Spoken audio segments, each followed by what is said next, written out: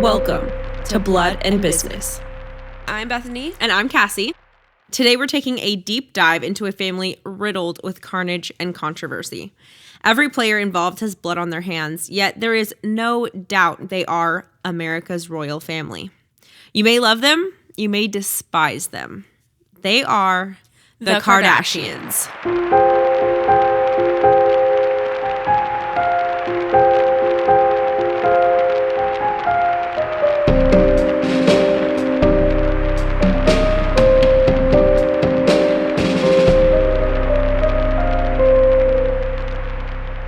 Okay, so last episode we left off and we were talking about how after college, Kourtney opened Smooch with her mom. Kim was doing her like styling business. She was organizing closets and working with like celebrity clients. And then Khloe was working for their dad, and then she had like a personal assistant job. And then they all three started a clothing store together called Dash, which I'm sure most of you have heard of. And so we're going to pick up kind of right there in that time frame, but we're going to go individually into the sisters' lives and kind of see what was going on around Dash. So let's start with Kim. Remember, she's the one who already has like her own personal business stuff going on outside of the sisters. Even before Dash, she was already like doing her own entrepreneurship stuff. So Kimberly Noelle Kardashian, never doing anything quietly or boring, secretly marries Damon Thomas in January of 2000 at 20 years old. Does everyone know this? I had no idea. Her family had no idea. Her family found out after Kourtney heard a rumor from a friend, and then she got on the internet, looked it up, found their Las Vegas marriage certificate, and then emailed it to Kris. And that is how Kris found out that her daughter was married. I'd be pissed. Oh, and this is also the kind of stuff that like makes me think, okay, maybe she didn't just marry Kris Humphries like just for a publicity stunt. Mm-hmm. Like, that's so true. If she was doing this stuff before she was famous, maybe she's just a hopeless romantic. She is. Or just like doesn't pick the best person for her. Right. Because divorce number 3 is currently happening. That's true. Oh, and by the way, if you don't know who Kris Humphries is, they were literally married for 72 days. And so everyone was like, oh my gosh, it's just a publicity stunt, whatever. But like we said, if she was been this way this whole time. They do everything for publicity. And honestly, like, you know how YouTubers are like, oh, we'll do it for content. Like, it's just. Yeah. And you remember in 2013 when we were all like, do it for the gram. Yeah, do it for the gram. Exactly. So like maybe just growing up in like a flashy climate, you just were more apt to do things. This one, Damon Thomas, who is he even? Maybe we weren't old think enough to like wasn't know he a rapper stuff. Or something? That's her other one. That's her other boy. That's Mr. Sex Tape. Okay, that's who I'm thinking of. By the way, this is 7 years before the show started, before Keeping Up with Kardashians. Oh, and you know what? Okay, you are a little bit correct because Damon was a decently successful music producer in LA. It's been a couple months since I wrote these scripts, so I tend to forget what's going on. Also, maybe she was trying to be like her mom and MJ. Both of them kind of like married someone to not necessarily mooch off of, but like get in on the We didn't go fame. into that.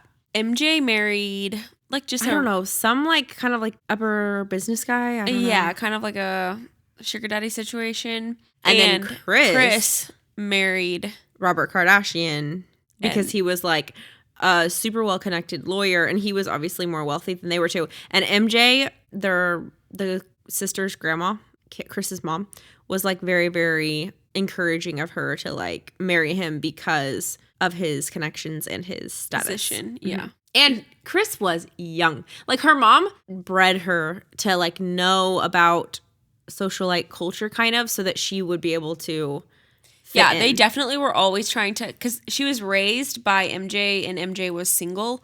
So, and for like a long time until Kris was like 15 or something like that. And then they moved in with that guy. Do you remember that? Yeah, I do remember that. We're butchering this. But anyways, basically. If you know the story, come tell us on Instagram or YouTube or something. Yeah. Basically, it was prioritized like marrying to up your status in Yeah. society, kind of. So like we said, Damon was a decently successful music producer in LA. At the time they were together, he was friends with Justin Timberlake, and he got in a fight with Dr. Dre at a party once. So I think you might be right, Beth. So he was famous in their Yeah. book, especially for them, because like they They weren't famous. were not famous. Yeah. So it was definitely like some networking there. The marriage was a pretty tumultuous one. Kim said that he was incredibly controlling, and he actually made her quit her retail job so that her exes wouldn't know how to contact her. And Damon began physically abusing her just a few months into their marriage. Yikes. She ended up divorcing him in 2004, but in 2003, after they separated, but before the divorce was officially official, Kim needed to get away from her troubles, and she booked a trip to Cabo with a certain boyfriend to celebrate her 23rd birthday. So literally she is her mother. She might be Kris Jenner. Because Kris was literally already with Bruce before the divorce was final and had a third dude on the side. Technically, Bruce was the third dude. Yeah, that's true. Good grief.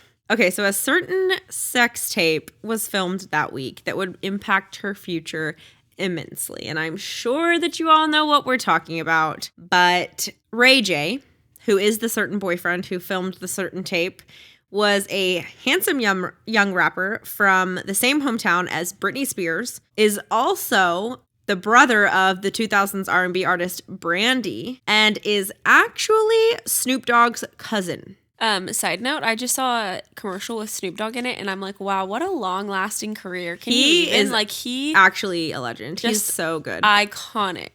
So the connections are endless, and Macomb, Mississippi, where Ray J, Britney, Brandy, and Snoop are all from, is apparently the most star-studded place you've never heard of. You've literally never heard of. That same year, Kim's good friend, Paris Hilton, signed with Fox Television to star in a new reality show called The Simple Life, and Kim even appeared on an episode. The show was scheduled to premiere in December, and the idea was to take two socialites, Nicole Richie being the other. Fun fact, Paris Hilton's sister was actually supposed to star in the show with her, and then she didn't want to do it last minute, and so Nicole jumped in. Wow, nice. Right place, right time. Yeah. And that show was going to put them on a working farm in Arkansas, and they were going to like live a life that they had never experienced before. Oh my gosh, these girls have never worked. It's crazy.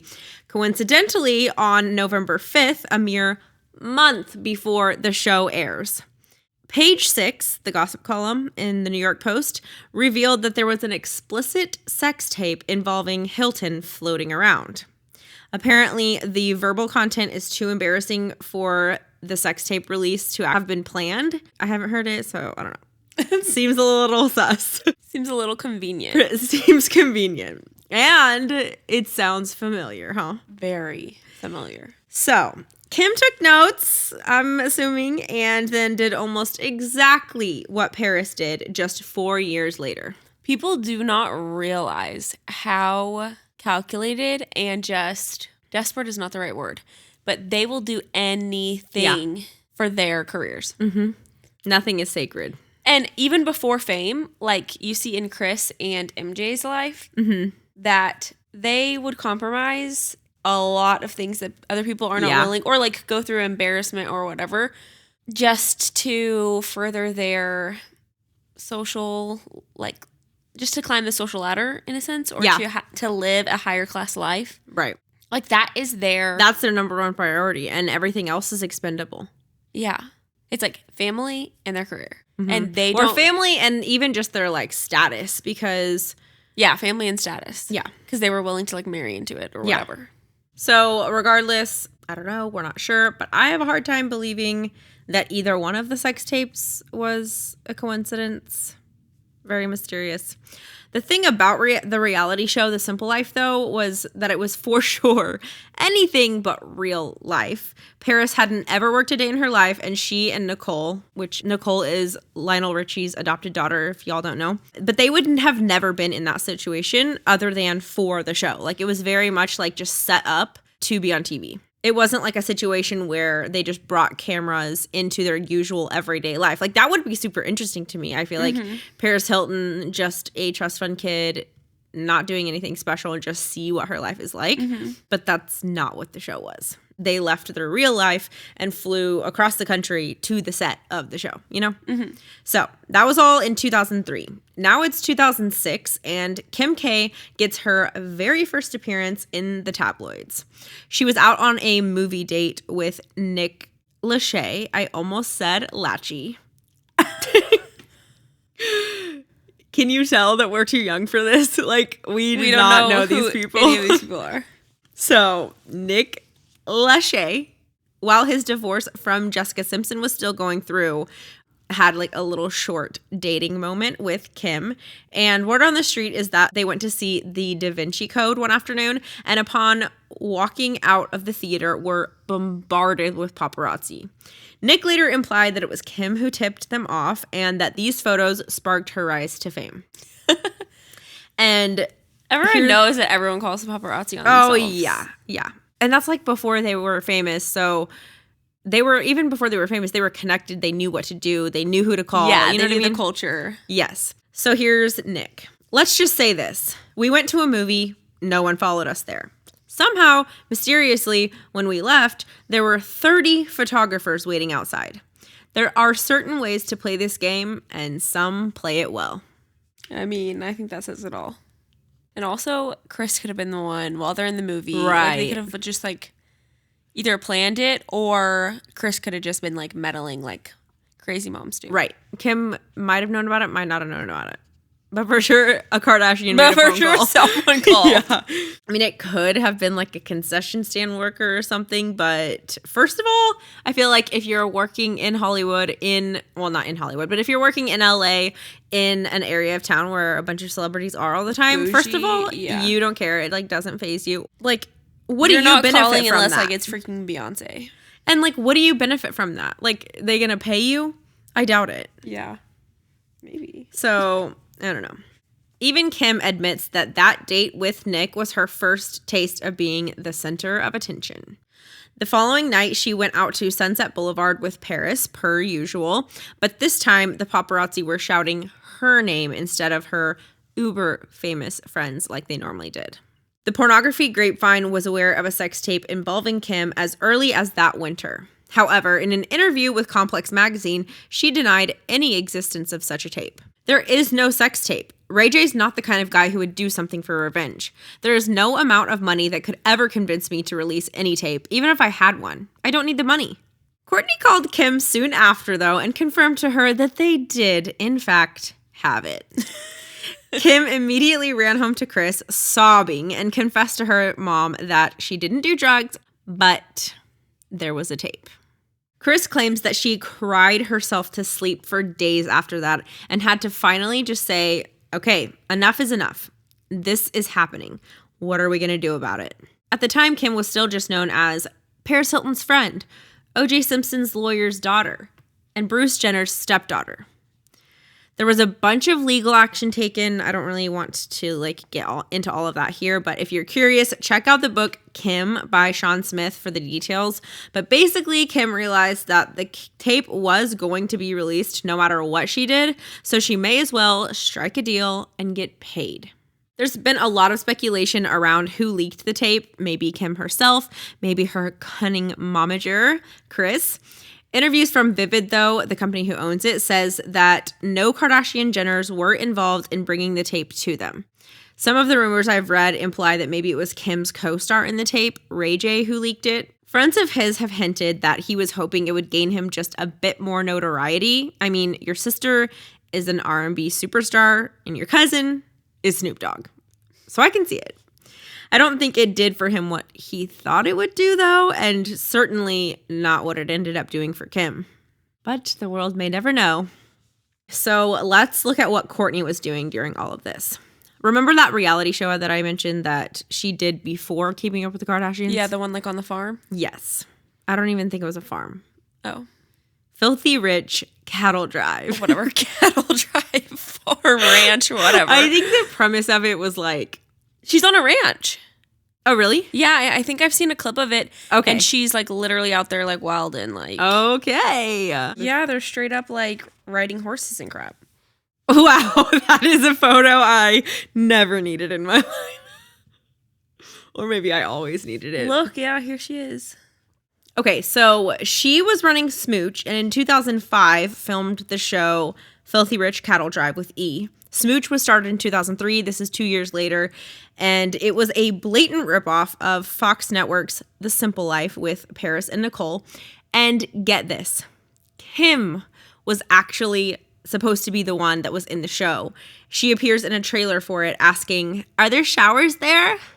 So I have actually no idea why Kourtney ended up going instead of Kim. Maybe it was because Kim was already starting to get some publicity. I have no idea. But when the show actually started filming, it was Kourtney who set off with 9 other rich kids to experience life without the luxuries they were accustomed to.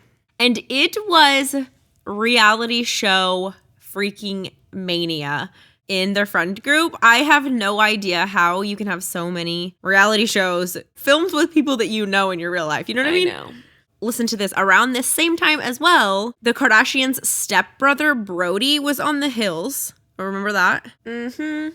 And then he and his brother Brandon, their stepbrothers, were co-stars of The Princes of Malibu, a reality show, yes, that aired in 2005. And the premise was that their mom spoiled them and expected like little out of them.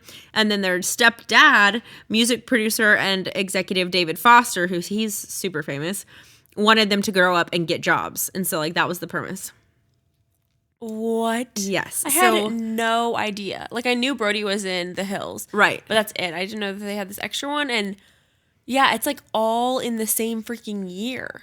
The same year, the same family, like the same friend group. Like they were famous before they were famous almost. Yes. They ran with famous people. And maybe that's like why being famous was so important to them, you know? Maybe. Yeah, so this is just not the world that we grew up in. But out of all of those shows, the networks were still lacking something. The others either didn't do that well, Princess of Malibu. Yeah, who has ever heard of that? Or they were hugely popular, The Hills, but people could tell that they were super scripted and they cast people as the villain, the good girl, the whatever, the best friend. And they were like obviously not reality shows at all. So they were still looking for that perfect premise with the perfect cast. Maybe a show that could do, 20 seasons. Honestly, crazy when you think about it. 20 seasons. Enter 2007. I mentioned earlier that in the girls' book, Kardashian Confidential, the sisters claim that it was Kathy Lee Gifford who had the idea for the show, and then Kris rang up Ryan Seacrest, Well, Kris has been quoted saying that the casting director, Dina Katz, should be credited for the idea, and conspiracy theorists believed that E picked up the show based on Kim's popular tape that had just been released. Television experts say that the network would never have placed a bet on an untried TV show when they didn't know yet like how the public would take Kim's tape. So I don't really know how the show actually came about. There's like 50 stories. I'm like, this is not that complicated. The 1800s. Yeah. There were records. Everyone is Documentation. still alive. Why ask. do we not know? Yeah. With the sex tape, like I doubt that they picked up the show because of the sex tape, because I feel like that.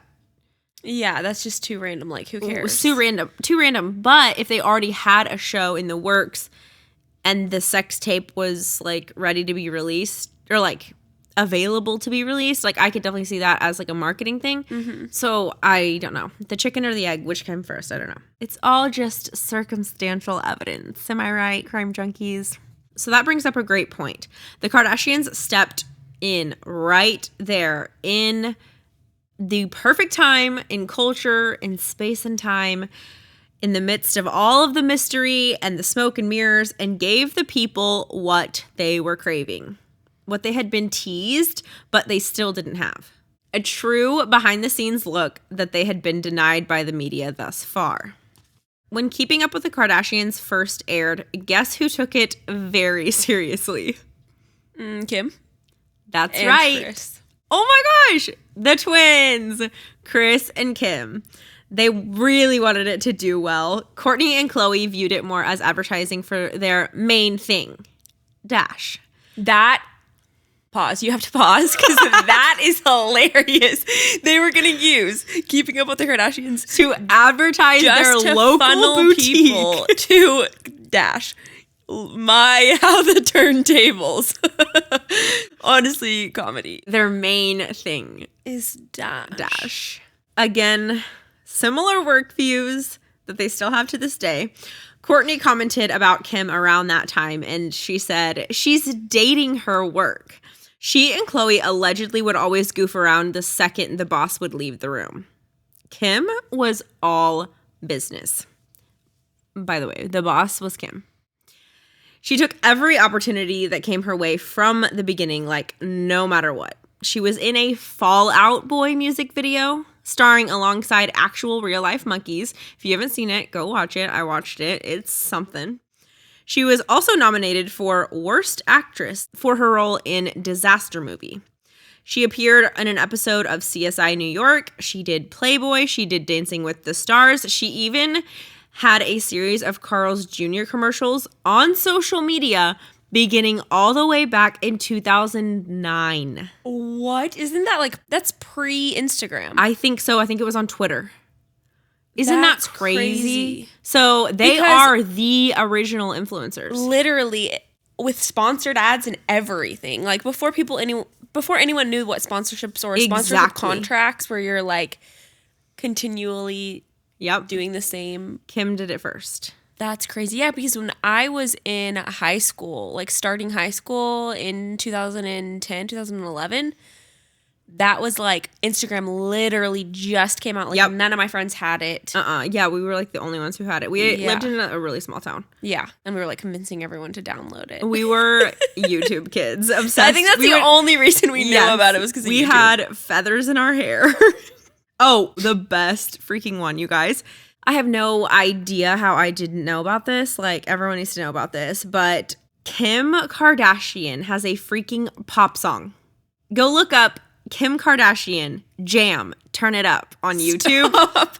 And you will understand why it did not do well. The start of her career is reminding me of Jeffree Star's hustle. MySpace days. Yeah. Trying to get famous, doing basically anything. She was literally going to work however long it took, doing whatever. Yeah, she was going to even without her mom, she was going to be famous no matter if it was a flash in the pan fame or what, but she was going to get there. Exactly. So a little callback to the first episode. Khloe, what are you saying? You didn't try to get famous. Maybe you didn't, but your sister was out there ready to go. And she even said, she didn't say, I didn't try to get famous. She literally said, we weren't trying to be anyway. She's literally out there, doing sponsored ads, doing a pop song, literally trying to do anything. Was in the Disaster Movie. She was in a Fall Out Boy music video.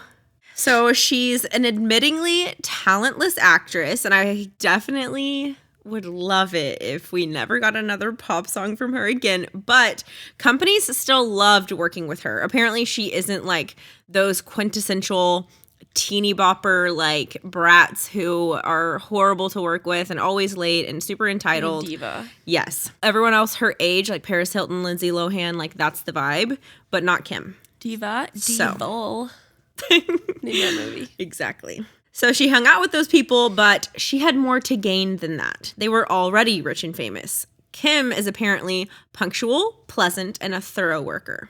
She also became the face for Fusion Beauty. She is literally the original influencer. All three Kardashian sisters signed a retail deal for their own lines with BB, Beach Bunny Swimwear, and a self-tanning gel called Glamour Tan. All the way back in 2009, before Instagram was even an app, like you said. You know for sure? I definitely looked up to see if it was after Instagram or before Instagram, and I remember it was definitely pre-IG. October 2010, first launched. Bam. Wow, did you just see me pull that out of my butt? Did you? Honestly, you did just pull that out of your butt. 2010, 2011 maybe. It was like closer On to the end cusp of 2011. Wow. Look at you. my high So- school memory serves me so well. What do we mean when we say that these girls created the template for the modern day influencer? Different from Jennifer Aniston and an Aveeno commercial on TV, the Kardashian sisters were of the very first to ever rep a company or sell products for a brand on social media. The same place that they were updating their followers on what they were doing, where they were eating, who they were wearing. In the influencer industry, there's a rule of thumb called the 4 E's of social media: engage, empower, educate, and entertain. And this is what is considered needed in order to have a well-rounded personal brand. The Kardashians were serving up the 4 E's before social media influencing had ever been broken down to a science. So for educate, they gave us a behind-the-scenes look at the entertainment industry, PR, how management works, all of that. Their show allowed America to go behind the camera of photo shoots for famous magazines, into the dressing rooms of fittings for New York Fashion Week and the Met Gala, and we even got to listen in on strategy meetings for their businesses. There were also more than a few times we were able to watch Kris go into momager mode and work with public relations agents to clean up disasters, like the time Kim was photographed by a professional artist and promised that there would be no nudity used in print. But what came out in the magazine was, in Kim's words, pornography. The second E, entertain. Do we even need to explain this one? Family fights, drama, divorce, marriage, babies, their lives, our theater. The third E, empower. This family is a giant poster for feminism, the mostly respectful kind. They still respected their father's legacy and talked about him often, and there were always men in the mix, but let's be honest, the ladies run the show. Run the show. In Sean Smith's book on Kim, he quoted a Calabasas resident saying, "You don't get anywhere in that family without a vagina. Bruce has realized that." I mean, drop the mic. I honestly think that is the hilarious. Thing. Shout out to little Calabasas resident. I don't know if you talk about this, but they also empower curvier girls. Oh, yeah. More brown-skinned girls. Mm-hmm. Tap into that. Not so blonde, blue-eyed, white. Exactly. Gal. So if you look at like who Kim was hanging out with and like who she was like aspiring to be like, kind of, it's Paris Hilton, Nicole Richie, Lindsay Lohan. These are tiny, tiny, tiny, tiny girls. Tiny. And Kim low-rise jeans with your freaking hip freaking sockets bones sticking out. I mean, Tragic. I'm sorry, but I never had a chance to wear look like low-rise that. jeans. Sorry. I'm very grateful for the Kardashians, their bodies, and their style. And their high-waisted jeans. And their high-waisted, how they brought back high-waisted. They are also relatable enough for you to see yourself in them. Check. But then they also give you something elevated to aspire to. Check. They are a grossly imperfect family while still being close and having fun. You know what I mean? They show the kicking and screaming, the crying, the emotional breakdowns. But it's also not like just such a train wreck that you don't want to be like them. Like you want to still. They're still like getting it together, ballers. Yeah. So then the last E, engage. This is the part where the audience becomes involved in whatever content is being posted. Whether fans are voting on Twitter for what color Kim's new perfume bottle should be, or tuning into their show each week, or purchasing one of their products. Without engagement from viewers, you're probably not doing that well with your content, and it can be used as a measure of success. So with how much engagement the Kardashians got from the very beginning, the people were eating it up. They just had to keep providing the goods. This family has mastered this. When you hear their name, what do you think of? Curves, black and nude clothing, massive sunglasses, long hair, big lips, snatched contour. Snatched contour might be the first one. And anytime you see a camel-colored sweatsuit, if you can see us on YouTube, we are wearing our sweatpant Kardashian outfits. Even nude lipstick. Like, I literally think that they were like the first to really switch everyone from pink and red lips to nude and brown. Vampy lips also had a moment back in like 2008, 2009, 2010 or whatever. And then the Kardashians took it over. In making themselves synonymous with items or a style that you would frequently see other places, they are able to be present in your mind, not only when you're watching the show or when you see them on Instagram, but also anytime you come in contact with something that reminds you of them. In the grocery store, at work, while watching the news, the Kardashians get to go with you everywhere. It seems like some weird Jedi mind stuff, but it's actually pretty commonplace in like marketing psychology. Exactly.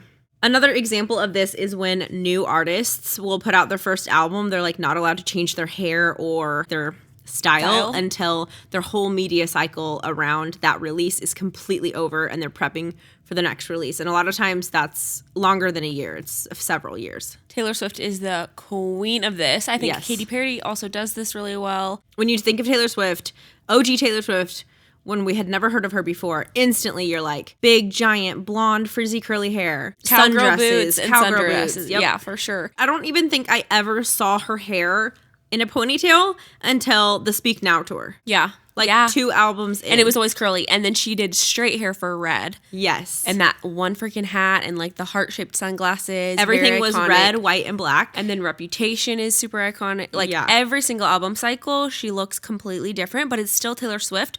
But it's like she lives and breathes in the movie that is her album. Yep. There are so many people and ads that we see all day, every day. And your brain doesn't even have a chance to like, you're not going to sit there and just look at like, wait, who is that? Mm-hmm. So if you can be so recognizable instantly, the subconscious mind already knows who it is before we can even look around to see a face or a name. And it's also just like comfortable. Like, like subconsciously, it is a comfort to recognize that. Even like just normal people that you see, like you meet at, I don't know, school for the first time, if they are wearing different clothes, they have a different hairstyle, they do their makeup completely differently, the first 5 times you see them, you probably are never going to be able to remember their face very well. But if they're always like, she's always got a ponytail, or she's always got winged liner, she's always in a denim jacket. Yeah, it just like so much more quickly you're able to remember their face and remember what they look like. I think that's also why most cartoons, they always have like their iconic outfit. Like Dora, you know exactly. I mean, you could have not ever seen a full episode of Dora and you know exactly what her outfit is. I could tell you right now. I could draw her literally. Right now. Also, ones like Scooby-Doo, like they're all always wearing the same exact outfit. And it helps you remember which character's which because they've got like pretty bright colors and they never overlap colors. Mm-hmm. So like with the Kardashians, they're so like unified and like those are the Kardashians. Yes. Because they all dress styles. very similarly. Yeah.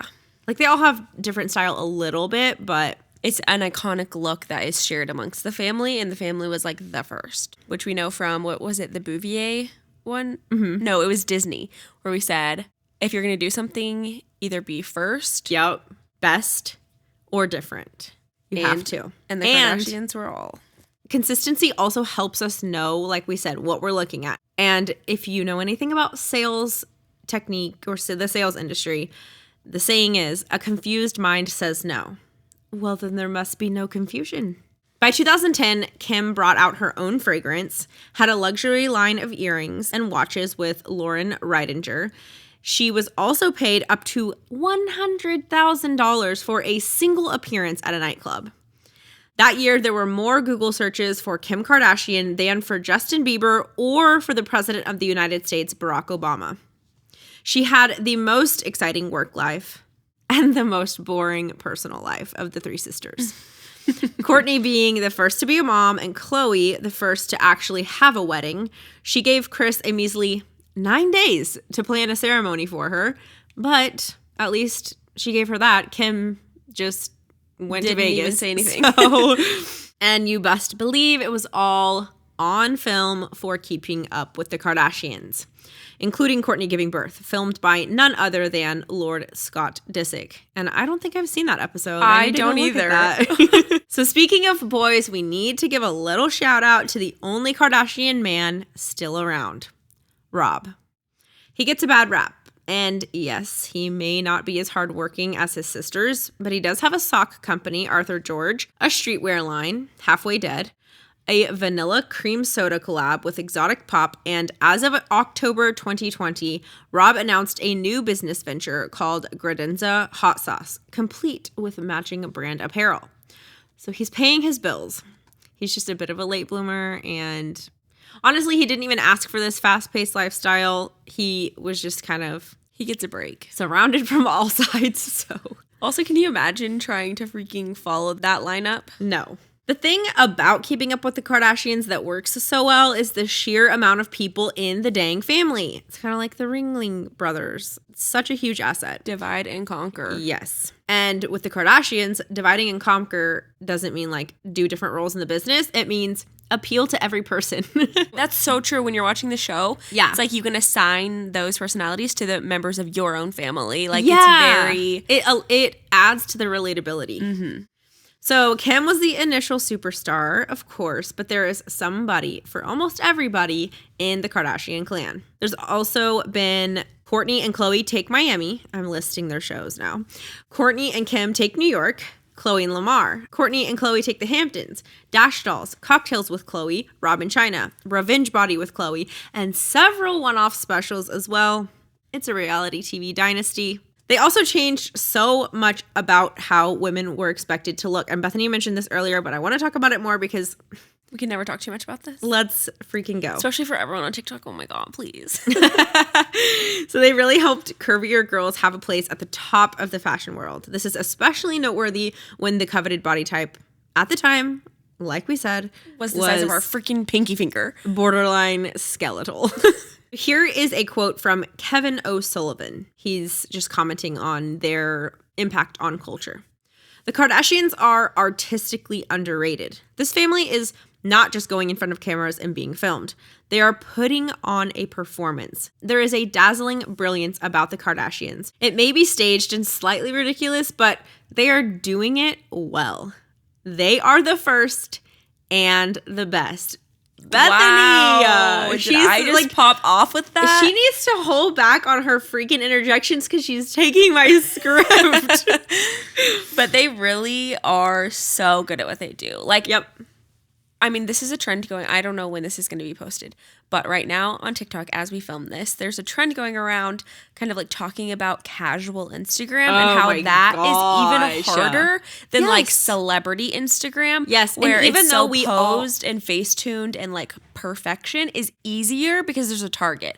With casual Instagram, when you're like not trying, but you're trying so freaking hard and like you're so relatable, but like because you're it's not. so hard to look like you're not trying when you are trying. When you are trying, and it's so hard to look like you're not trying and still look good. Like you can look like you're not trying all day and look gross. Right. But to look amazing and to look like, oh my God, I'm just like, I just woke up like this. Dude, yeah. They have it down pat, and they had it down pat before we even knew that that's what we wanted. Like everyone knows that now with like when Vine came out, Musically, Instagram, Twitter, like everyone wants the raw, real, whatever.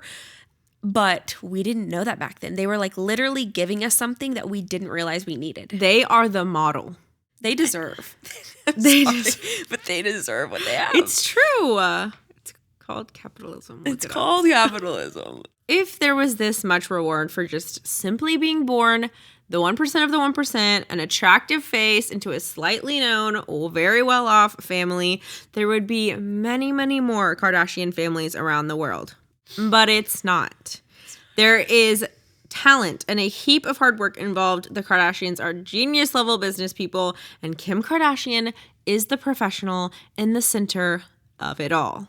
She also seems to try her best to share her blessings, so I'm not sure why she gets like so much hate from the masses, but I really do love that she's pursuing change within the justice system and the prisons in the U.S. We need it desperately, and if she can help, why wouldn't she? She should. I know, I kind of think it's ironic that like when celebrities don't use their platform for good, we hate on them, but then when they do, we're like, you're fake. You don't even know what it's like. Come on.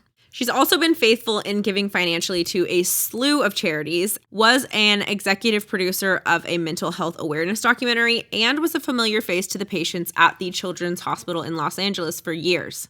Sometimes she was accompanied by a sister or by Kanye or Scott Disick, but oftentimes she just went on her own to visit the kids, and she'd bring like little small gifts like iTunes gift cards or beauty products back in the day.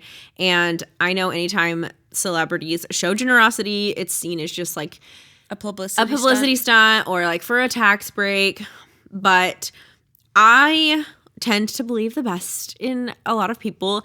I think that with her dad's cancer battle and what she did see early on in life, like I feel like she understands the severity of what people go through. And even if it has like some side perk benefit, I think she still is a understanding, sympathetic person. I had a professor once that kind of talked about this, not in terms of celebrities, but just in terms of people in general. It's impossible, it just doesn't exist, doing something kind without any benefit. Right. Like, we are all benefiting from doing something kind, whether we can just feel better about ourselves and like look at ourselves as like, oh, I'm such a kind, charitable person. Or whether those other people will like you better because you did something for them. Yes, and you're getting a better relationship out of it. Or you just have like you said, like people in the public view you as like a good person. Yeah. And it helps your reputation. Whatever it is, like you are benefiting from it. Even if it just makes you feel warm inside, you're benefiting from it. So whatever. I mean, and it is annoying sometimes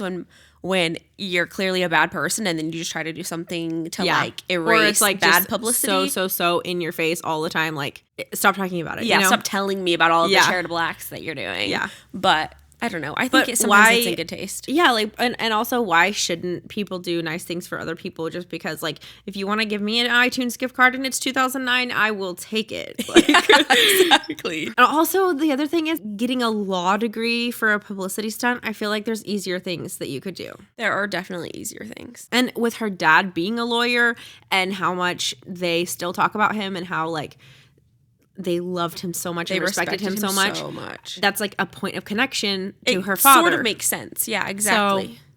And for out of touch as she is, because I definitely think that they are very, very out of touch. For the position that they are in, they're still fairly intact. Like, right. They could be much worse. The thing is, I believe that you can be kind and genuinely care in the same hand as you are vain and privileged and out of touch. Money and notoriety don't exempt you from pain or hardships, and we all know that every single class is affected by mental health struggles. You are not exempt if you are rich. So that's what I have to say about that. Have a little bit. I think that everyone could have a little bit more grace for everyone in every class. Yeah. You should absolutely, like, tell people how you feel because you experienced it. Mm-hmm. But it doesn't mean that overall they've had an amazing life and you've had a crappy one. Right. Like whatever that quote is about, like, you can't always get what you want. Not that. About, like, you still have permission to, like, be sad about things even if you're not freaking dying from starvation. Absolutely. Do not prevent yourself from feeling your real emotions because you don't feel justified. That is also wrong. Right. Because someone else out there probably has it worse.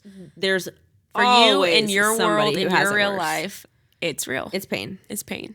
So this has been the story of the rise of the royal Kardashians. Keeping up with the Kardashians is too hard, too big of a undertaking, but the details of how it all came to be was too mysterious not to be solved, so we had to figure it out. They, in fact, in conclusion, are not just famous for being famous. Success is never as simple as it seems. It's actually a very, very long series of decisions compounded with failures and luck all strung together. And a question that I've always wondered, is the hate towards the Kardashians justified? By doing just a quick search on the ethics of the Kardashians, because I wanted to know if they had done anything super sketchy or illegal, I found this blog.